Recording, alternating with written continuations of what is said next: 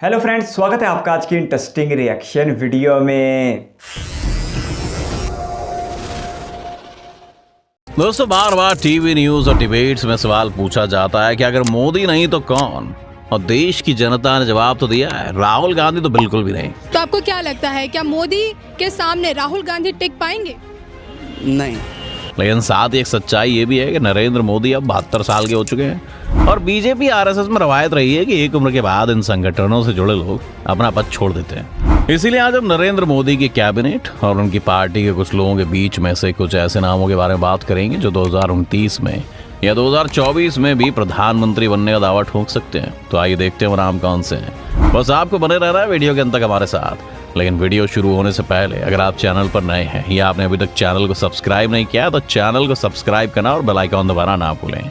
हेमंत बिस्वा शर्मा इस लिस्ट में एक वाइल्ड कार्ड एंट्री की तरह है। अभी के पॉलिटिकल हालात देखे जाएं तो इनसे भी बड़े नेता पार्टी में मौजूद हैं और साथ ही इन्होंने अभी हाल के कुछ सालों में पार्टी में ज्वाइन किया है, जो इनकी दावेदारी थोड़ी सी कमजोर कर देता है। लेकिन फिर भी असम के मुख्यमंत्री रहते हुए उन्होंने कमाल का काम किया है और इस वक्त असम की जीडीपी पंजाब के बराबर हो गई है।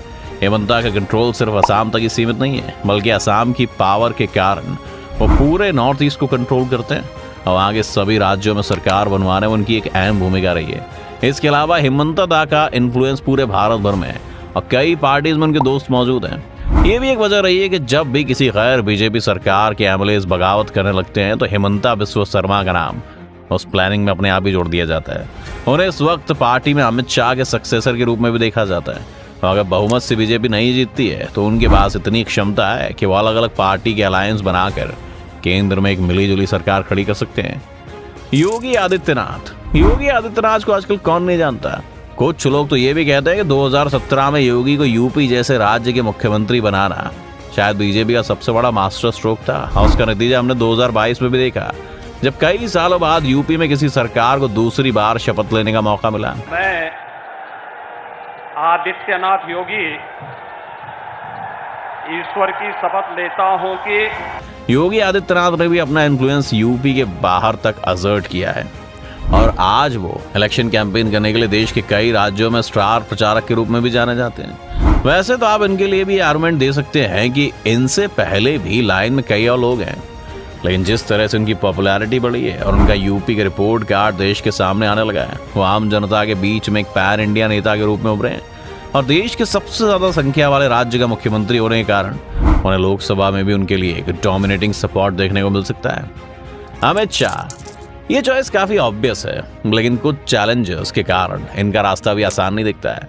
एक तरफ तो अमित शाह इस वक्त बीजेपी में नंबर 2 की हैसियत रखते हैं और देश भर में लोकप्रिय हैं। साथ ही उनके 370 को हटाने जैसे फैसलों के कारण उन्हें एक विजनरी नेता ही माना जाता है। लेकिन वहीं दूसरी ओर उनके लिए कई सारे नेता बड़े चैलेंजर्स के रूप में भी उभरे हैं। लेकिन मोटा भाई ने अपनी दावेदारी मजबूत करने में कोई कसर नहीं छोड़ी है।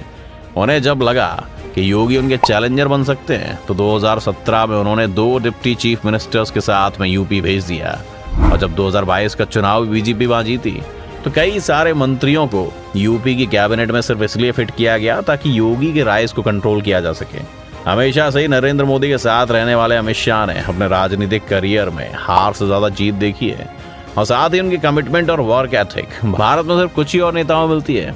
पर क्या अमित शाह प्रधानमंत्री बन पाएंगे या एल के आडवाणी की तरह पीएम इन वेटिंग ही वो करने जाएंगे? इसका जवाब आप ज्यादा अच्छे से जानते होंगे, तो हमें कमेंट में अपनी राय जरूर बताइएगा। नितिन गडकरी, दोस्तों अगर इस वक्त देश में कोई नेता है जिसकी तारीफ विरोधी भी करते हैं तो वह है Nitin Gadkari. like to praise him because he is the one minister here who speaks his heart and tells the truth. Nitin Gadkari ने हमेशा ही बीजेपी में पावर का एंजॉय किया और वो बीजेपी के राष्ट्र अध्यक्ष होने से लेकर केंद्र के भी मंत्री हैं। नितिन गडकरी महाराष्ट्र से आते हैं जो लोकसभा सीट्स के मामले में काफी बड़ा राज्य है और यहाँ पर फाइनेंशियल कैपिटल भी इतना है कि वो उन्हें काफी पावर देता है। नितिन गडकरी का अगर पिछले 8 सालों में सड़क परिवहन मंत्री के रूप में काम देखा जाए तो आप उनकी तारीफ करते हुए थकेंगे नहीं।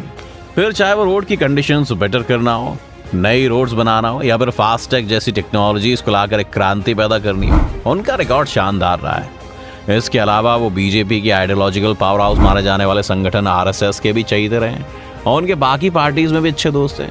अगर कभी मिलीजुली सरकार बनाने की बात आती है तो ये मुमकिन है कि बहुत सी पार्टीज उन्हें समर्थन दे दें यही वजह रही है कि मोदी और शाह की जोड़ी भी उनकी पावर को अब समझ गई है, और ताकि वो बाद में किसी तरह से चैलेंजर ना बन जाएं, इसीलिए उन्हें इस साल बीजेपी के पार्लियामेंट्री बोर्ड से भी हटा दिया गया था। नितिन गडकरी ने भी इस तरह हटाए जाने पर सीधे शब्दों में तो कुछ नहीं कहा, लेकिन उन्होंने संकेत तो दे दिए थे कि उस फैसले से बहुत खुश नहीं थे। एस जयशंकर, शायद ये लिस्ट आज से कुछ सालों पहले बन रही होती तो हम एस जयशंकर के नाम की उतनी चर्चा नहीं करते, लेकिन पिछले कुछ सालों में जिस तरह से उन्होंने दुनिया भर में घूमकर पश्चिमी देशों को एक्सपोज किया है और बहुत ही सुलझे हुए ढंग से भारत की विदेश नीति को संभाला है, वो भी अब एक पॉपुलर नेता के रूप में जनता के बीच जाने लगे हैं। एस जयशंकर ने एक डिप्लोमेट के रूप में अपना काफी वक्त चीन और बाकी देशों से डील करते हुए बताया, और वो मोदी सरकार के कुछ सबसे पढ़े लिखे मंत्रियों में से एक हैं। एस जयशंकर की भी कई सारे पॉलिटिकल पार्टीज में अच्छी दोस्ती है। हालांकि वो राजनीति के दाव पेच खेलने में कितने माहिर हैं, इसका जवाब आने वाले टाइम में मिल सकता है। एस जयशंकर को एक तरह के क्राइसिस मैनेजमेंट पीएम के रूप में हम शायद देख सकते हैं। जिस तरह 2004 में जब सोनिया गांधी ने पीएम ना बनने का फैसला किया था, तब कांग्रेस में अचानक से प्रणब मुखर्जी जैसे कई सत्ता के दावेदार पेश हो गए थे, लेकिन तब मनमोहन सिंह को पीएम बनाया गया ताकि वो पार्टी और सरकार को डोमिनेट ना कर पाए। अगर कभी बीजेपी में इस तरह की सिचुएशन आती है और अचानक से पीएम पोस्ट के लिए कई दावेदार पैदा हो गए, तो ये मुमकिन है कि इनका नाम आगे कर दिया जाए। निर्मला सीतारमण, वैसे तो निर्मला सीतारमण की दावेदारी अब तक इस लिस्ट में सबसे कमजोर लगती है, लेकिन राजनीति से अगर हमने एक चीज सीखी है तो वो ये है कि यहाँ पल भर में खेल बदल जाता है। इसके अलावा अगर आप पावर स्ट्रक्चर को देखें तो प्रधानमंत्री के बाद गृह मंत्री, विदेश मंत्री और वित्त मंत्री की पोस्ट सरकार में सबसे पावरफुल मानी जाती है। अभी तक हमने सिर्फ वित्त मंत्री की बात नहीं की है, और अगर ईमानदारी से देखा जाए तो निर्मला सीतारमण ने भी बीते कुछ सालों में लोगों के मन में एक अनोखी छाप छोड़ी है। आप उनके फैसलों पर सहमत या असहमत हो सकते हैं, लेकिन फिर चाहे वो पार्लियामेंट की डिबेट्स हो या फिर कोई अनऑफिशियल इंटरेक्शन, निर्मला सीतारमण ने हर जगह सवालों से बचने के बजाय उनका सामना किया है, जिसके लिए उन्हें काफी सराहा भी जाता है। दक्षिण भारत से होने के कारण उन्हें इन राज्यों में भी एक एज मिलता है, और अगर कभी स्थिति आती है कि कोई कोalition की सरकार बनाने की जरूरत पड़ जाए तो कई दक्षिण भारतीय पार्टियां भी उन्हें समर्थन दे सकती हैं। दक्षिण भारत के कई राज्यों में अभी भी बीजेपी सरकार बनाने में असफल रही है, जिसे वो निर्मला सीतारमण के इन्फ्लुएंस से बदल सकते हैं। और जब उन्होंने पिछले पार्लियामेंट सेशन के दौरान जीएसटी काउंसिल द्वारा टैक्स बढ़ाए जाने पर तमिल में जवाब दिया था, तब उन्होंने अपनी प्रतिभा को दर्शाया भी था। वैसे भी टाइम हो चला है दोस्तों कि भारत को उसकी दूसरी महिला प्रधानमंत्री मिले, और शायद ये फैक्टर उन्हें आगे इस रेस में फेवर करें। तो ये थे कई नाम जो इस वक्त मोदी सरकार में प्रधानमंत्री पोस्ट की रेस में या फिर हो सकते हैं। इसके अलावा और भी कुछ नेताओं की तरफ अगर आपको देखना है तो भारत के रक्षा मंत्री राजनाथ सिंह, या फिर अगर बहुत आगे की सोची जाए तो अनुराग ठाकुर जैसे नेताओं को आप कुछ सालों बाद एक बेहतर पोजीशन में देख सकते हैं। लेकिन आगे क्या होगा ये तो सिर्फ जनता ही बता सकती है। इन सभी लोगों में से आप किसे अगला प्रधानमंत्री देखना पसंद करेंगे? अपनी राय में कमेंट में जरूर बताएं। उम्मीद है कि आपको आज की इस वीडियो से काफी कुछ नया सीखने को मिला होगा। अगर आपको वीडियो पसंद आए तो वीडियो को लाइक करें, और अगर आप इस चैनल पर नए हैं तो जाने से पहले चैनल को सब्सक्राइब करें। बहुत ही दिलचस्प मौजू है, और सियासत में दिलचस्पी रखने वालों के लिए तो शायद इससे बेहतरीन मौजू हो भी नहीं सकता। 2024 के इलेक्शन में तकरीबन 1.5 साल का अरसा रह चुका है, और अभी से आवाज़ें सुनाई देने लगी हैं कि 2024 में बीजेपी की तरफ से वज़ीर आज़म का उम्मीदवार कौन होगा। ये सवाल इसलिए भी बहुत ज़्यादा अहमियत इख्तियार कर चुका है क्योंकि बीजेपी इस वक्त इंडिया की सबसे मकबूल तरीन सियासी जमात है, और इस वक्त सियासी पंडितों का भी यही मानना है कि 2024 के इलेक्शन में भी बीजेपी को शिकस्त देने वाली कोई भी जमात हमें दिखाई नहीं दे रही।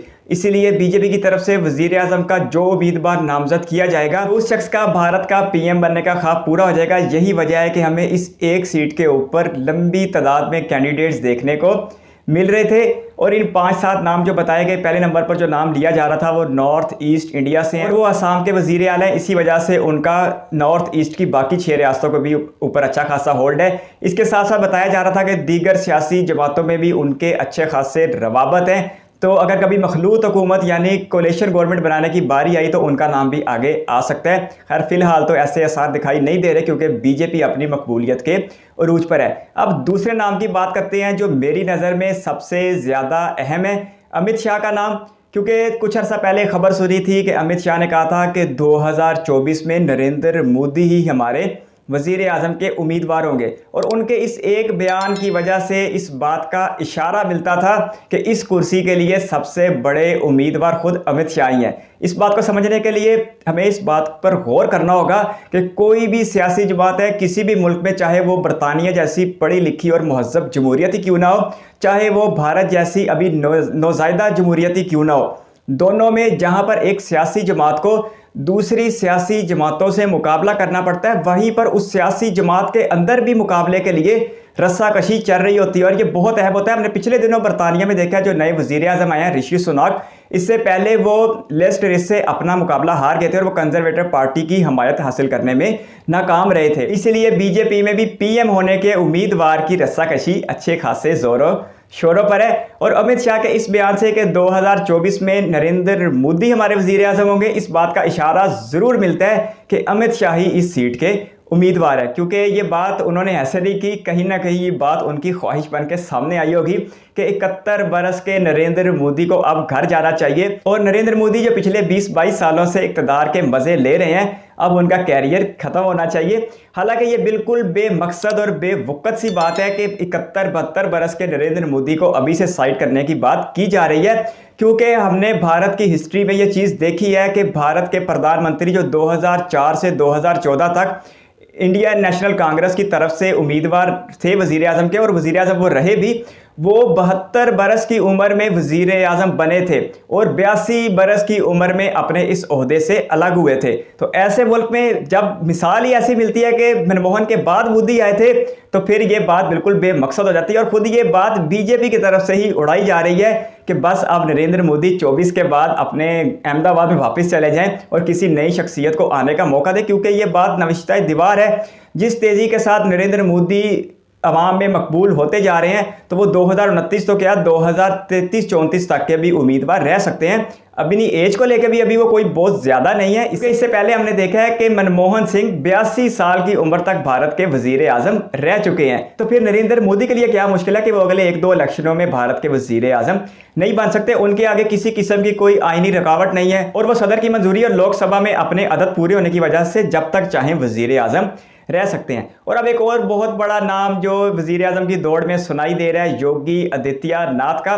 और उनको सबसे बड़ी फेवर यहाँ से हासिल हो रही है कि वो भारत की सबसे बड़ी रियासत के वजीर आला है, जो 30 वर्षों में दूसरी बार मुंतखब होकर सामने आए हैं। इसके साथ साथ वो बीजेपी के मजहबी वोट को बहुत तेज़ी के साथ आकर्षित करते हैं, जिस वजह से वो भी वजीर आज़म के एक मजबूत उम्मीदवार हो सकते हैं। लेकिन मुझे पर्सनली ऐसा नहीं लगता कि अमित शाह के होते हुए योगी आदित्यनाथ इतनी बड़ी छलांग लगा पाएंगे कि वो लखनऊ से दिल्ली तक आ जाएं। तो मेरा ख्याल है कि एक गुजराती जाएगा तो दूसरा गुजराती आएगा, क्योंकि अमित शाह का ताल्लुक गांधीनगर गुजरात से है। वैसे तो उनकी पैदाइश मुंबई की है, लेकिन उनका हल्का गांधीनगर गुजरात में है। तो एक गुजराती के जाने के बाद ही दूसरे गुजराती को आने का मौका मिलेगा। तो यूपी के योगी आदित्यनाथ को अभी थोड़ा सा इंतजार करना पड़ेगा। हालांकि ये सच है कि वो इस वक्त यूपी के लिए बहुत कुछ कर रहे हैं, तभी तो वो दूसरी बार यूपी के सीएम भी मुंतखब हो गए हैं। लेकिन ये बीजेपी की अंदरूनी सियासत है, जो अब चाहती है कि नरेंद्र मोदी कहीं साइड सूट पे हो जाएं और किसी नए बंदे को कुर्सी पे आने का मौका मिले। और इस लाइन में जो दूसरे नाम थे, मुख्तसर से उनका भी जिक्र करते हैं। भारत के विदेश मंत्री फॉरेन मिनिस्टर एस जयशंकर, जो इससे पहले एक डिप्लोमेट थे और अब वो सियासतदान के तौर पे अपने फ़राइज़ सरअंजाम दे रहे हैं। कोई शक नहीं कि वो भी बहुत कामयाब साबित हुए हैं।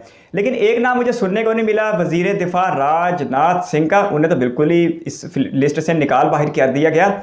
और एक और नाम था नितिन गडकरी जी का, और मुझे ये भी नहीं लगता कि नितिन गडकरी इतनी जल्दी इतने बड़े ओहदे पर भी पहुंच पाएंगे। खैर, सियासत है, कुछ भी हो सकता है। लेकिन वजीर आज़म की कुर्सी के लिए दो ही बड़े नाम सामने हैं, एक अमित शाह हैं और एक योगी आदित्यनाथ हैं। और मेरी ज़ाती राय में अमित शाह योगी आदित्यनाथ से बहुत ज़्यादा मजबूत उम्मीदवार हैं। आपके कीमती वक्त का शुक्रिया। अगर आप भी किसी वीडियो पर राय चाहते हो तो अपने कीमती राय कमेंट बॉक्स में ज़रूर दीजिएगा। इस वीडियो कीमती समय देने के लिए बहुत सारा धन्यवाद।